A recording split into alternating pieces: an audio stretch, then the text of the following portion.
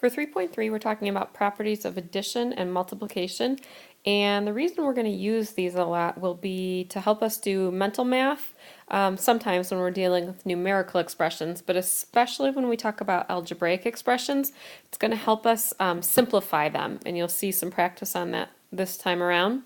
So the important idea here is that expressions with the same value are called equivalent expressions, and we can use things called the commutative properties and the associative properties to write these equivalent expressions.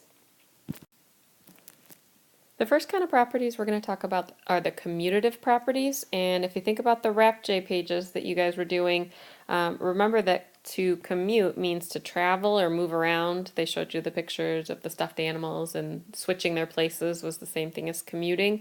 Also, your parents might have to do a commute for work, means they travel to get to where they work. So kind of consider that idea, commute, when you think about the commutative property, because the definition is that changing the order of addends, of course that's the numbers that you're adding, or the factors when you're multiplying, does not change the sum or the product. And again, this works for only addition and multiplication, because remember, we've said a lot this year, if you're talking about subtraction and division, order matters because it will change the value in the end. But in multiplication and addition, you can change things around because of these properties.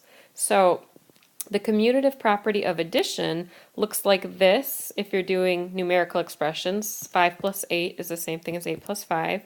Or if you're thinking algebraic expressions, now that we're getting into that, a plus b is the same thing as b plus a.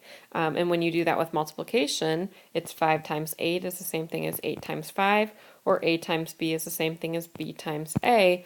And again, these are just examples. You could pick any numbers, and as long as you're multiplying them, you can switch them around, any variables, and as long as you're adding them or multiplying them, switch them around. The associative properties are the next ones that we're going to talk about. And again, think about the RapJ pages. Remember that associating means the grouping or hanging out with. They had the pictures of the friends. You can associate with one group of friends or associate with another. And the definition is changing the grouping of addends or factors. Again, that's addition and multiplication. Does not change the sum or the product. And again, only works on adding and multiplying because subtracting and dividing, order matters. And so that might look something like this. You deal with parentheses with the associative property. So in this one, you've got 7 plus 4 in parentheses, and then you would add 2. But if you use the associative property, we could add the 4 and 2 first, and so we would regroup that and then add the 7, and we would get the same answers. Because if you think about it, 7 plus 4 is 12, or excuse me, let me say that again. 7 plus 4 isn't 12, it's 11, and then if you add 2, you get 13, and then over here, if you do parentheses first again, you get 4 plus 2 is 6, plus 7 equals 13, oops, and you guys are letting me write the wrong stuff again, but I know you caught that, so I'll put it in the right way. 11 plus 2 is 13, 7 plus 6 is 13. So it works when you regroup it in the associative property of addition, because these would still be equivalent expressions if you get 13 on both sides of it. And we'll practice it with the algebraic part too, but we're not going to get into that right this second. And again, it works the same way for the associative property with multiplication. If you do 7 times 4, which is 28, and then multiply it by 2, you will get your one answer, which is 56. And then if you do it on the other side of the expression here, of 4 times 2, which is 8 times 7, and you get your same answer. So again, as long as you come up with equivalent expressions, that's why we would use the associative property. And again, it helps sometimes with mental math and when we start simplifying expressions here. For example 1, we're going to be using these properties to write some equivalent expressions, and letter A says to simplify the expression 7 plus 12 plus x, and you can see the 12 plus x is in parentheses. And again, we're going to try to use it to simplify. We're not going to be solving right now, so what we want to do is just get any of our like terms together. And in this case, you can see we have two constants. We've got 7 and 12 that we want to get as close together as we can, and then we only have one term with a variable. So if this is our original expression, then one thing that we can do here is we can just simply regroup where those parentheses are, and we can keep 7, 12, and x all in the same order, so nothing moved around, except we can regroup using the parentheses, and we call that the associative property because we're just regrouping. And in this case, we would call it of addition because we're doing all adding at this problem. And then once we have those things together, then we can just add 7 and 12, which is 19, and then leave the plus x there. And so our simplified expression would be 19 plus x. And that's as low as we can go because x can't be added to anything because you can't add variables and constants together. For letter B, we're going to simplify the expression 6 and 1/10 plus x plus 8 and 4/10. So again, I'm rewriting the original expression here. And this time, we're actually going to switch the order of the numbers that are in parentheses first and just kind of show what that looks like. And again, we can switch the order because that's called the commutative property of addition in this case. So I'm just going to write that one off to the side. And then once you have them in this order, you can kind of see that if we just rewrite them in this particular order, it would make more sense for us to regroup those two numbers because they're constants together. And then we leave the x alone, and then we just add 6 and 1/10 to 8 and 4/10. And again, if you need to do side math, please make sure you set that up somewhere where we can find it. Remember, with adding decimals, you need to line up everything according to place value, and then you just go ahead and add. 4 and 1 is 5, 8 and 6 is 14, and then when we're adding and subtracting decimals, make sure that you just drop that decimal straight down there. So that gives us 14 and 5/10, and you can't go any lower because nothing can be added to the variables and there aren't any more constants. So if we were just naming these properties, again, over here we had the associative property of addition because we just regrouped what went into the parentheses, and then finally we just added the 6 and 1/10 to the 8 and 4/10 to get our final answer. Last part for example 1 says to simplify the expression 5, and remember anything next to parentheses with no operation sign means multiplication, so it's 5 times 11 times y.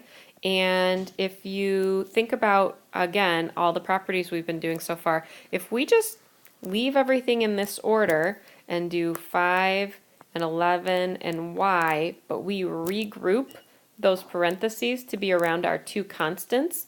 In this case, we would have to make sure we remember to put in a multiplication sign there because if we didn't, it would look like 511, and we want to make sure that the meaning stays the same. And then we keep the times y, and that's just using that associative property of multiplication. Just because everything stayed in the same order, we just regrouped how we wanted to work with things, and so then 5 times 11 is 55 times y equals 55y, and that's as low as we can go. So that's the simplified version of it. And we'll just name again everything we did. We multiplied 5 and 11 to get that final answer. For the on your own problems this time, not only do you have to simplify the expression just like we were, but the specific directions are that you do need to explain each step. And again, go back to the work we just did. Everything I wrote off to the side about which property we used is how I explained my steps there. They don't have to be full sentences. They can just be writing out which properties you used on each step. And I will tell you that sometimes you can get the same answer by doing it different ways, but we're still going to make sure we're practicing the properties correctly. So when the answers come around, if yours are a little different, you may want to make some changes unless you're positive that your property matches what you did.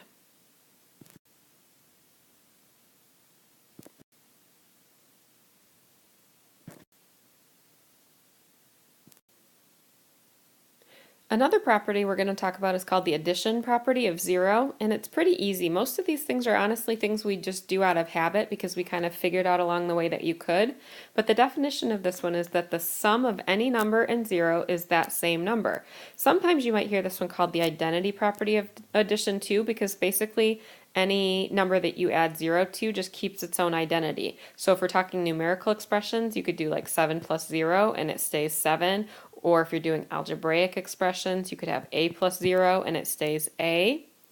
There's another one that's dealing with zeros too, and that one's called the multiplication property of zero.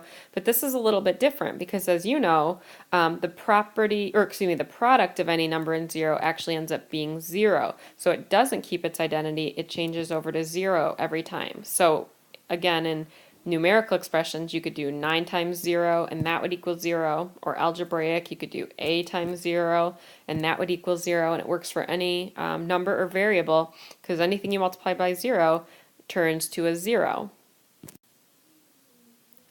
The multiplication property of 1 tells us that the product, so again, multiplication there, of any number and 1 is that same number. And again, they sometimes call this one the identity property of multiplication instead of addition though, because we know anything times 1 keeps its own identity. So 4 times 1 is 4, a times 1 is a, but notice that it's a little different than the addition property of the identity property for addition, because in order for a number to keep its identity with adding, you can add 0, but with multiplying, it can only be multiplied by 1 to keep its identity. So it is a little bit different, and again, we don't always call it this, we tend to call it multiplication property of 1. So for example 2, you're going to keep using these properties to write equivalent expressions, and this time they want you to simplify the expression 9 times 0 times p. And so here's your original expression, and then we can choose to just use the associative property here, and we can group the 9 and the 0 because those are constants and they're going to go together here. And those, because of the associative and that's considered the associative property. And then when we multiply 9 times 0, we get 0 because of the multiplication property of 0. And then if you do that times the letter p, the variable that was there, you end up with a final answer of 0 because of that multiplication property. So our simplified answer here actually ends up being 0. And for letter B, we're going to simplify the expression 4 5/10 times r times 1. And I'm sorry because I know it's a little hard sometimes to tell the decimals apart from the multiplication signs, but we're trying not to use x for multiplication signs. We can use parentheses, but again, we didn't because we're looking at that for grouping right now, but we can. So here's our original expression, 4 5/10 times r times 1. And in this case, again, because we can use some of these other properties, we're going to group using that associative property and parentheses. We're going to group the r times 1 together because when we do anything times 1, it stays itself. So r times 1 would just give us r. And then you can either leave it like this, 4 5/10 times r, or if you wanted to get rid of that multiplication sign, 4 5/10 times r can be written like this.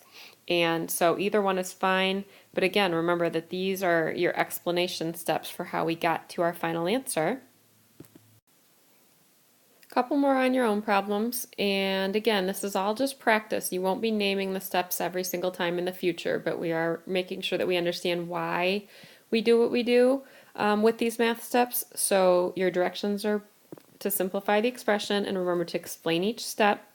And remember again, we can talk about it in class if we need to, but your explanations could be a little bit different, but don't just assume, please, that if you put a different step down that yours is automatically right, because sometimes we accidentally call one property something that it's not, like we switch things around and we call it the associative property when we might really be doing the commutative property. So if you have anything that's different than what I have, make the change or ask some specific questions, and with practice it will come even more easily.